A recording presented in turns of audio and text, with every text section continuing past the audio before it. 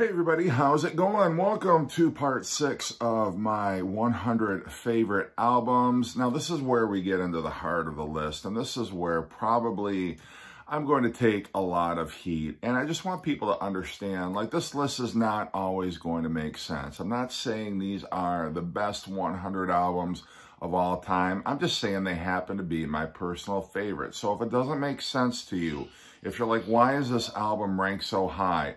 Why isn't this album on the list? Just know either I don't have it on vinyl or it's just not a favorite of mine. And I'm not going to dispute that some of these albums aren't great albums, but just in terms of my own personal favorites, if I'm going to be honest with you, if I'm going to have an authentic video, I want it to be legitimately my personal favorite. So as we get into the top 50, just know, again, this is my list. It's my personal favorites, and it's probably not going to jive with yours, but I assume that's why you tune in, to kind of get inside my head and like, what is this guy like? So let's start with number 50. Get Happy by Elvis Costello and The Attraction. Is it recording? Okay, it's recording. Get Happy by Elvis Costello and The Attractions. This album has 21 songs on it. And it's not even a double album. I don't know how they squeeze so much material on here. But this was Elvis Costello's tribute to soul music, Motown, Stax. And he does it so convincingly. This was only his 4th album, and already he's tearing through great songs like I Can't Stand Up for Falling Down, Opportunity, Love for Tender, King Horse, Man Called Uncle, Clown Time Is Over. They were just such a versatile band, and Elvis Costello was such a versatile songwriter. I love this album. On the UK, for some reason, it's missing on the American version. On the UK, they had like a fake outline of a coffee cup, like somebody had rested their coffee cup on the sleeve. For some reason, in America, they don't have that. I don't know why. It's kind of a curious decision. Is it too controversial? Is it like the Poison Flesh and Blood, where you can't have the actual blood mark? I don't know, but yeah, I love Elvis Costello, and this is one of my favorites. And I wish I could have ranked this album higher. It's a favorite of mine, but when I look at the rest of the albums on my list, this is where it falls. This is one of my favorite new wave synth pop albums of all time. I've talked it up to death. Thomas Dolby, Golden Age of Wireless, one of, I would say, the few synth pop masterpieces that came out in the early 80s. But Thomas Dolby was a session musician. He played on Foreigner 4 prior to this. But then he kind of struck out on his own, and he had a big hit on MTV and a little bit on the radio. I don't ever remember the song being played on the radio. I only remember hearing it on MTV, but She Blinded Me with Science. But One of Our Submarines was also a single. And these are just well-crafted pop songs. Radio Silence is on here. Airwaves is great. Weightless is, they haven't dated, I guess. I love that analog synthesizer sound. And unfortunately, this album got pigeonholed because of She Blinded Me with Science, and people think that was kind of a one-hit novelty song, which is not true, because he did have Hyperactive off of The Flat Earth, his 2nd album. But check this one out if you're a synth pop fan and you don't know what I'm talking about. Okay, number 48, we got Dire Straits making their first appearance on my list. Their masterpiece, Love Over Gold. I mean, what can be said about this album?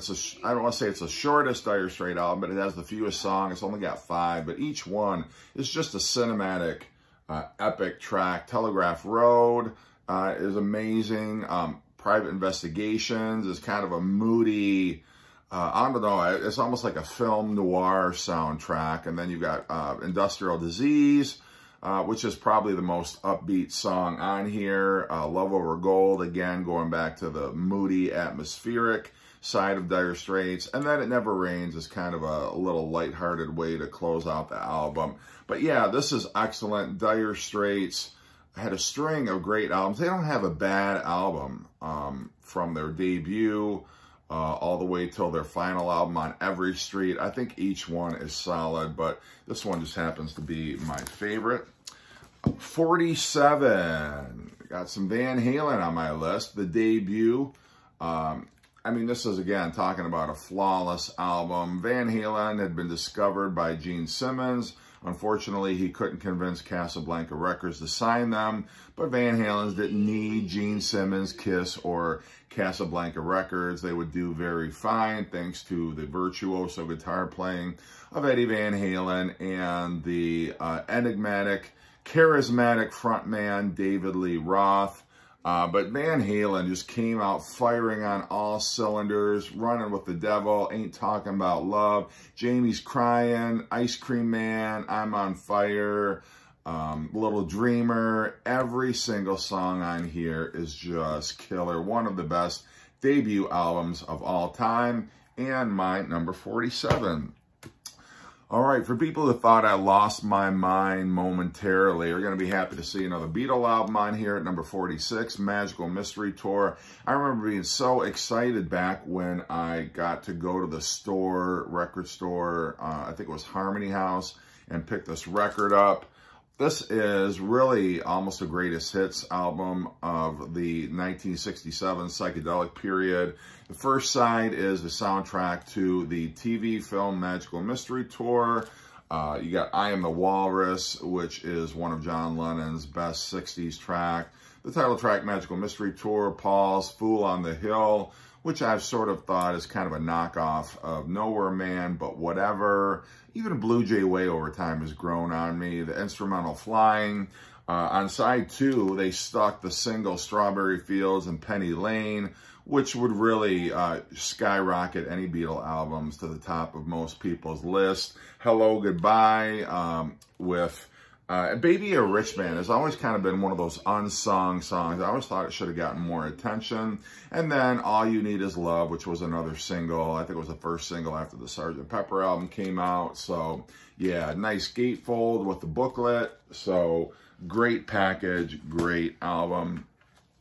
Number 45. I don't think I've had one album by this artist previously on my list, but this is the second one. Blonde on Blonde by Bob Dylan, kind of the culmination of that mid-60s period where Dylan was on fire. So much to love here. I Want You, obviously the Rainy Day Women song is great. Stuck Inside a Mobile with the Memphis Blues again is another favorite of mine. You got Sad-Eyed Lady of the Lowlands, which is that epic fourth side. Holy crap, that's a lot to digest. But yeah, Bob Dylan, everything that I love about that 60s Bob Dylan is represented here. I think he recorded at Nashville, if I'm not mistaken. But yeah, really, I mean, there's not a weak track on here. And it's a double album, which makes it all the more impressive because sometimes with double albums, you get some filler tracks, but you're never going to get any filler during this period with Bob Dylan.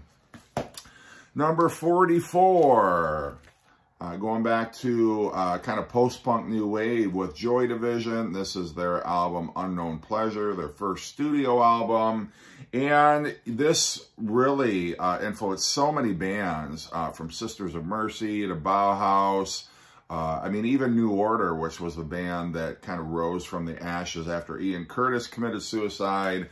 She's Lost Control is a standout track on here. Day of the Lords, just a gothic, electronic, like I say, post-punk masterpiece. Ian Curtis was laying bare all of his vulnerabilities, everything that would eventually lead him to take his own life. And people didn't take it seriously, I think, at the time. I think Closer was definitely a suicide letter, but this album and Closer are just from top to bottom, great, great new wave. I don't want to even call it new wave. I'm just going to call it alternative post-punk.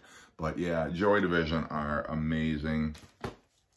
Number 43, Jimi Hendrix, Are You Experienced? Wish I could have ranked this one higher. I mean, 1967 was just an amazing year for music. And this really is a Jimi Hendrix greatest hits. There's so many hits on here, starting with Purple Haze, Manic Depression. All these songs that I'm listing, I've heard on classic radio over the last 30 years, and they still get played today because they're just amazing. Hey Joe, Lover Confusion, The Wind Cries Mary, Fire, Are you kidding me? Foxy Lady, Are You Experienced? Every single song on here got played on the radio, and with good reason, and they're my favorite Jimi Hendrix songs. This is my favorite Jimi Hendrix album, hands down.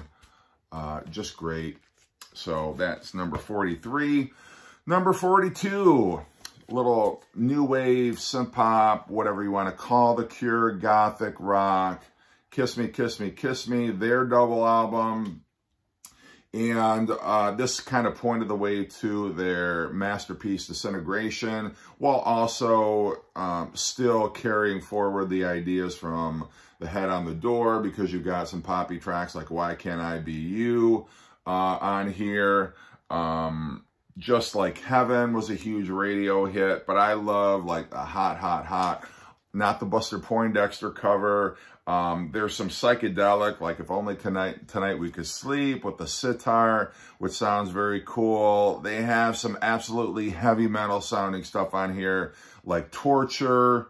I love the Icing Sugar, which is a kind of power pop song a little bit. Yeah, I mean, so many great moments on here. All I Want, Catch. I mean, again, the not a bad song on here. And I really feel like this stands shoulder to shoulder with Disintegration. The Cure were not messing around at this point. And I think this album and Disintegration kind of solidified The Cure as a lot of people's favorite bands from the 80s. And number 41. Got some more Talking Heads, this time Fear of Music. And this was really a transition album for Talking Heads.